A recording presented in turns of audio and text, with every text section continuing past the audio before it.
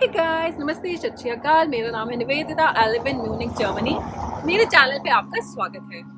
तो जैसा कि मैंने पहले वाले वीडियो में आपको बताया था कि फैमिली रियूनियन वीज़ा के लिए कैसे डॉक्यूमेंटेशन प्रिपेयर करने हैं, उसके बाद में कैसा रहा मेरा वीज़ा इंटरव्यू।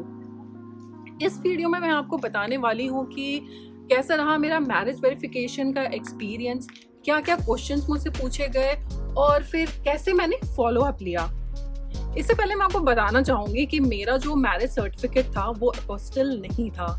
अपोस्टिल का ये मतलब होता है कि आपको सर्टिफिकेशन मिल गया कि आपका जो डॉक्यूमेंट आपको मिला हुआ है वो ऑथेंटिक है।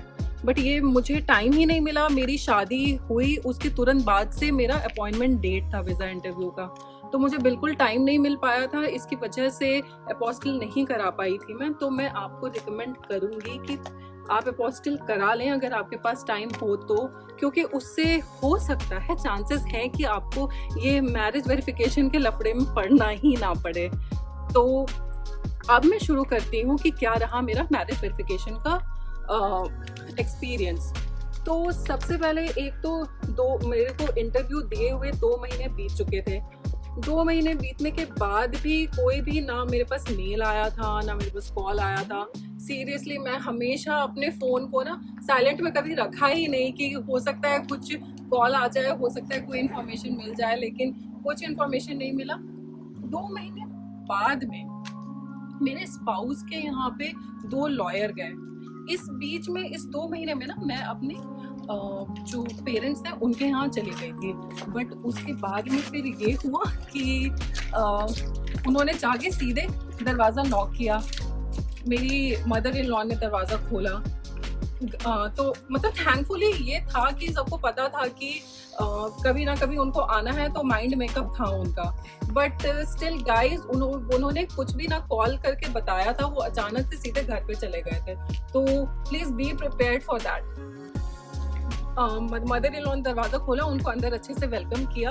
उसके बाद में उन्होंने बेसिक डिटेल्स पूछना शुरू किया कि मतलब शादी किस डेट को हुई थी, कहाँ हुई थी, मतलब फिर धीरे धीरे करके A to Z उन्होंने सारे डिटेल्स लिए कि दोनों लड़के लड़की जो थे वो कब मिले, कहाँ मिले, कैसे मिले, आपने रोका किया था, वो कब किया था, कितने लोग आए थे, किस रिचुअल से शादी हुई थी, मतलब हर डिटेल वो पूछेंगे। बहुत ही फ्रेंडली होते हैं, तो मतलब कन्वीनियंट रहता है उनसे ना कन्वर्सेशन करना, बहुत ही आसान रहता है।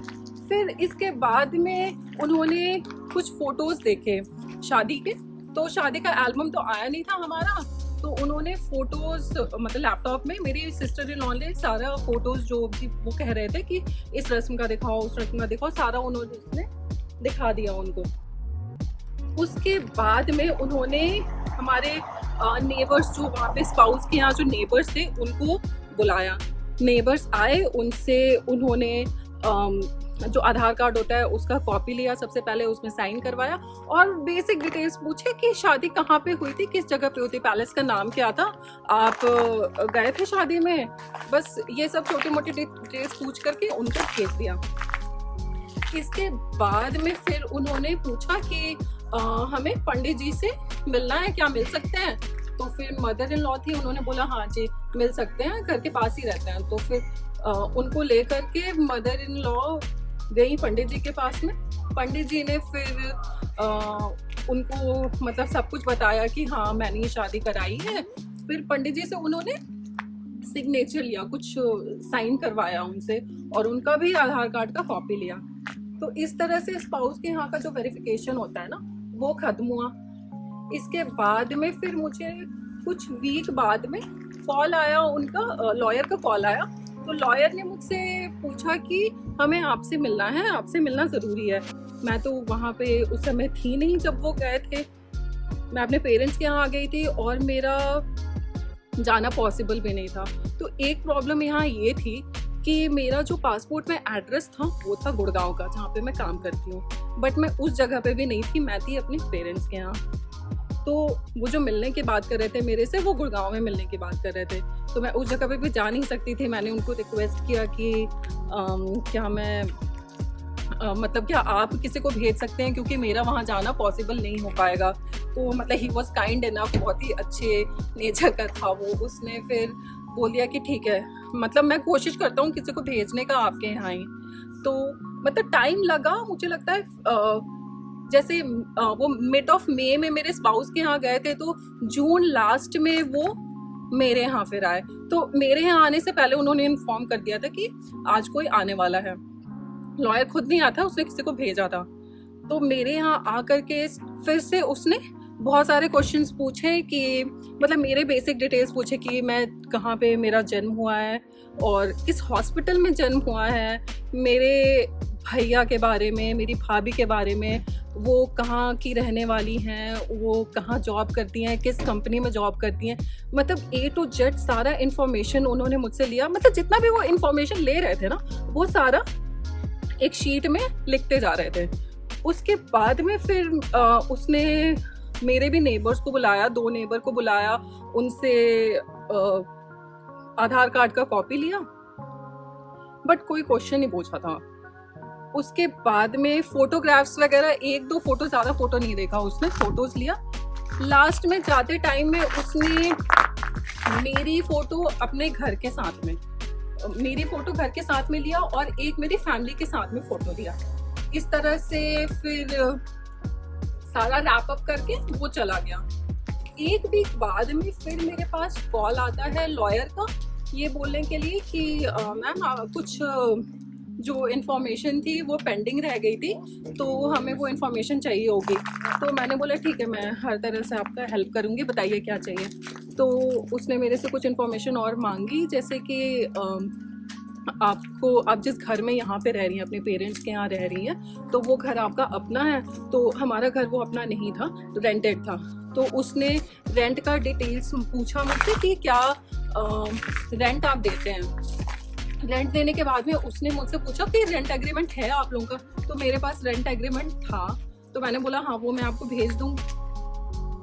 इसके बाद में फिर उसने मुझसे ओनर का डिटेल्स पूछा कि ओनर कहाँ रहता है आपका और आप लोग इस घर में कितने साल से रह रहे हैं।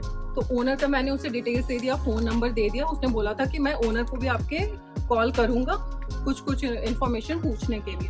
तो मैंने बोला हाँ ठीक है, आप कॉल कर सकते हैं। तो बाकी जो डॉक्यूमेंट्स जो पेंडिंग रह गई थी उसकी एंड से, मैंने वो उसको मेल पे भेज दिया, फ़ोन नंबर भी भेज दिया। फिर फर्दर अगले दिन उसने मेरे ओनर को कॉल किया था। ओनर को कॉल करके उनसे पूछा कि अच्छा आपको पता है कि इनकी शादी हो गई है? तो उन्होंने बोला हाँ पता है। दूसरा क्वेश्चन उसने पूछा कि वो कहाँ जाने वाली हैं, ये आपको पता है? तो उनको सारा इन्फॉर्मेशन मेरे ओनर को था, तो उन्होंने सारा इन्फॉर्मेशन ओनर से ले लिया। इसके बाद में फिर ये सारा काम खत्म हो गया। फिर आता है फॉलो अप वाला। मतलब मुझे पता ही नहीं था ये सब हो गया, अब ये पॉजिटिव रहा नेगेटिव रहा। तो फिर मैं फॉलो अप के लिए, जो बंदा आया था मेरे स्पाउस के यहाँ, उसका फ़ोन नंबर मेरे पास था, तो मैं उसे कॉल करने लगी। तो उसने कॉल करके बोला कि प्रोसेस एक्चुअली ये है कि जितना भी इंफॉर्मेशन हमने आपसे लिया है उसे हम एक टेम्पलेट में डालेंगे और उसके बाद ही कुछ पता चलेगा। फिर बहुत टाइम हो गया, कुछ भी नहीं पता चला। तो फिर से मैंने उसे कॉल किया, तो उसने बोला कि मैंने जो भी सारी फाइल्स थी वो प्रिपेयर करके अपने बॉस को दे दिए, आप मेरे बॉस का नंबर ले लो, आप उनसे अपडेट ले सकते हो कि आगे मतलब कहाँ पे बात पहुँची है। मैंने उनके बॉस को कॉल किया, तो बॉस ने बोला कि देखिए हम आपको ज़्यादा कुछ बता नहीं सकते हैं, बट अभी आपकी फ़ाइल प्रिपरेशन में ही है, कुछ मतलब अगले वीक तक मैं आपकी फ़ाइल प्रिपेयर करके भेज दूंगा। तो अब मैं रिलैक्स हो गई थी कि चलो ये काम तो डन हो गया। तो उसके बाद में फिर उससे बहुत टाइम हो गया, 15 डेज 20 डेज, कोई खबर नहीं, कोई मेल नहीं। मैंने फिर से इसे कॉल किया। उसके पहले इस बीच मेरे हस्बैंड ने क्या किया, मेरे हस्बैंड ने जर्मनी में अपने फॉरेन ऑफिस में पता किया मेल करके कि क्या अपडेट है। तो उन्होंने बोला कि अभी तक आपका मैरिज वेरिफिकेशन नहीं हुआ है। फिर से मुझे टेंशन हो गया कि अब ये क्या हुआ। तो मैंने इस बंदे को फिर से कॉल किया। तो इसने बोला कि एक्चुअली में हुआ ये है कि फाइल जो मैंने आपका प्रिपेयर किया था उसे दिल्ली एम्बेसी में भेज दिया था, बट दिल्ली एम्बेसी वालों ने उसे वापस हमारे पास भेज दिया है कि कुछ उनको और भी डिटेल्स चाहिए थे जो कि मिसिंग थे। मैंने उनको बोला था कि मतलब आपको मेरे से जो भी डिटेल्स चाहिए आप ले लीजिए, तो उसने बोला नहीं आपसे नहीं, वो हमारे एंड से कुछ पेंडिंग है, तो हमें उसे बनाना है, प्रिपेयर करना है, उसके बाद में उसे भेज देना है। तो इसमें 1 वीक का टाइम लगेगा। इस तरह से करते करते बहुत टाइम निकल गया।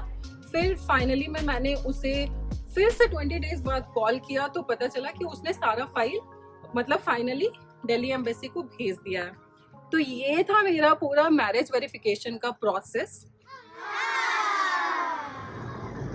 अब कुछ बहुत ही इम्पोर्टेंट टिप्स मैं आपको देने वाली हूँ। सबसे पहली ये बात है कि आप बिल्कुल भी झूठ ना बोलें लॉयर से। वो वेरिफिकेशन के लिए आ रहे हैं, वो सच ही सुनना चाहेंगे आपसे, तो ना तो कुछ गलत बोले, वो पकड़ लेंगे। अगर आपको झूठ बोलते हैं तो वो पकड़ लेंगे, तो प्लीज़ कुछ भी झूठ ना बोलें उनसे। दूसरी बात ये है कि अगर कोई डॉक्यूमेंट्स आपका इन केस उस समय आपके पास नहीं होगा तो आप उनको बाद में मेल भी कर सकते हैं, तो उसमें घबराने की ज़रूरत नहीं है। तीसरी सबसे इम्पॉर्टेंट बात ये है कि अपने जो पड़ोसी होते हैं उनको पहले से आप उनको बता करके रखें कि मैरिज वेरिफिकेशन होने वाला है, क्योंकि जनरली डेट्स किसी को याद नहीं रहता है। इस तरह से आप उनको बता देंगे तो वो पहले से प्रिपेयर्ड रहेंगे।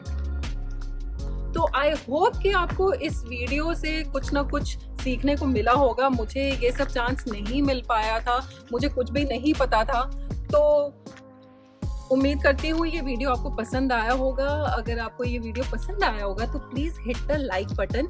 और आज वैलेंटाइन डे है, तो उम्मीद करती हूँ कि आपका आज का दिन बहुत ही अच्छा गुजरा होगा। जल्द ही आप अपने स्पाउस से मिलें और अपना वैलेंटाइन डे मनाएं। तो अब मैं जो नेक्स्ट वीडियो बनाने वाली हूँ वो बनाने वाली हूँ कि मेरे जो स्पाउस हैं उनको जर्मनी में क्या क्या डॉक्यूमेंट सबमिट करने पड़े थे, और वीज़ा स्टैंपिंग के लिए मैंने कौन कौन से डॉक्यूमेंट्स प्रिपेयर किए थे। तो see you in the next video. Till then tata, bye bye.